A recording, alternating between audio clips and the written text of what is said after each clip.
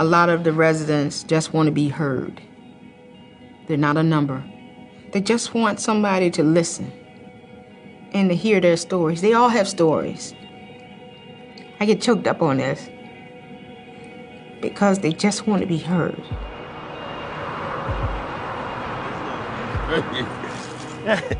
I ain't been in here so long. Yeah, this used to be our living room. Like, our couch was right there. This the closet, yeah. Yeah, they put this cabinet in here, this cabinet room right here, because I love this hood. Like, seriously. Me, my family, everybody, this is where we come from. You can't knock it, you know what I'm saying? It made me the man I am today, I tell you that much. I love it, too. Yup, this is my old house, man. Yup, from the age of 1 year old till I was like 16. Because of my story and because of where I came, it was only about this little black boy from Mosley Court. That's it, a little black boy from Mosley Court that tried, failed, got back, and God gave a second life to. All right, thanks, man. I grew up in Gilpin Court. Most people may call it different names, but it's Gilpin Court. It's poverty, it's happiness, it's sad, it's strong. It makes you out to be that man or that woman at an early age. And out here, you're gonna learn fast and you're gonna grow up fast. This right here, this innocence right here, it's pure innocence. They just having a good time. They ain't worrying about nothing. They just playing ball. I seen a lot of things I ain't supposed to see, you know. As a kid, it traumatized you. I dream about it every day to this day. It hurt bad, especially when you see somebody that you grew up or that always been around you that a funny of your face, traumatize you. You ain't gonna never get over it. When they would shoot, whether they was just shooting in the air or shooting at each other, we've experienced the bullets hitting the metal poles on our porch and just going bling, bling, bling, bling. And you know, we all just automatically knew to get down on the floor. To think back is actually traumatizing to put myself and my children through that. But at the time, that was home for us. Nothing, nobody in life can ever tell y'all that y'all can't do if y'all want to do. That's just what it is. But when you have friends around you that's telling you, no, you can't do that, man, them the ones you need to cut off. Because they going to stop you from your dream. That's right. They going to stop you from your gift. And you'll never, you know where you going to find your gift at? In jail. My future was short-lived. I wasn't even thinking about no future back then, like I say. But now, you know, having 3 sons, like it put a lot of pressure on you because you look at it like you really don't want them to grow up like you grew up. You know, so you try to make the best of any situation, regardless of what it is. It's like, what am I willing to do to make sure that our life is better? My girlfriend told me that she was pregnant, and my heart dropped. Immediately, I told her that I wasn't ready to be a dad, and like we shouldn't have this kid.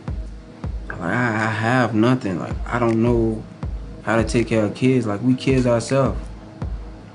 I had called her the next week, and I told her that I was sorry that I told her to get rid of it, and I told her that I wasn't gonna run from it.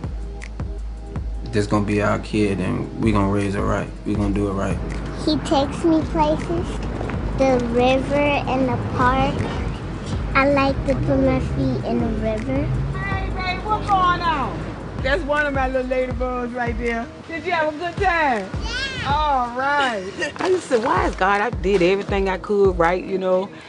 Why me? Why I have to get stuck with certain things that was happening to me? And then it was like, as you got older and I got more into my spirituality, it was like, if you hadn't went through those things, you wouldn't be able to be that person I need you to help to get those people out. If I have to volunteer, you know, get a van or something and take them down. So I had to understand what it was like to be a single mom with no help. I had to understand what it was like to want a breather or want some me time, and when you have children, there's no such thing. And once the trauma transitioned to understanding, and it came from me giving, you know, people advice, I started having to take my own medicine. That's a grandma baby. The kids, they just make me smile. They brighten my day up, actually. I had a bad day today, and when I come here, it's just a whole different mindset for me. to be positive and show them what I could do. We call the unexpecteds because people just don't expect us to get far in life. Use your gear, Maya. People just don't expect kids from the projects to make it out or go far.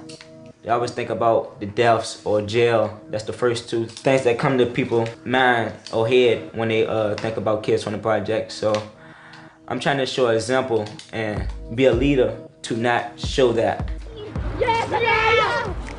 It don't matter what I'm doing or how I'm doing it, I'm always gonna get back to my community because they gonna need it the most, and it'll benefit them. Kids never forget people coming out there showing them love, showing them respect from the gate, and showing them a different way to live. They always gonna remember that. Get a grip. My daughter gonna see me do this, so it's gonna give her that initiative to just help somebody out. There you go. You got it now. It's always hope. I always have hope. Never give up the faith. Without hope, you just a walk around empty shell. No, I have hope. When they're heard, they can do so much more as opposed to what they're doing currently. They weren't born and the Lord stamped them and said, you go to RHA. They didn't come like that. Everybody's here in this circle. In that cycle of being in RHA or being in poverty, it's a cycle, but when can you break it? A lot of people don't come around, but they like to talk about the situation. Like going on in the news and stuff that goes on around here and stuff that people talk about. But you never got a chance to go in and talk to the source of the people, you know, so I really, you know, I say, man, like, it's just crazy. I'm about to cry, man. It's crazy.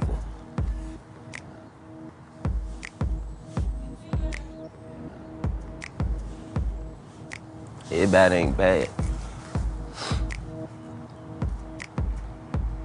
Everybody ain't bad.